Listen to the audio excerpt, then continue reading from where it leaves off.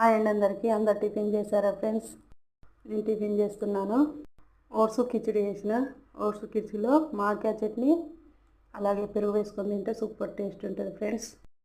నాదొక మాట అండి, నా గుణం ఏంటంటే లోపటోటి పెట్టుకొని బయటకోటి మాట్లాడరాదు. నాకు ఏదన్నా ఉంటే డేర్గా మాట్లాడతా, ఓపెన్గా మాట్లాడతా.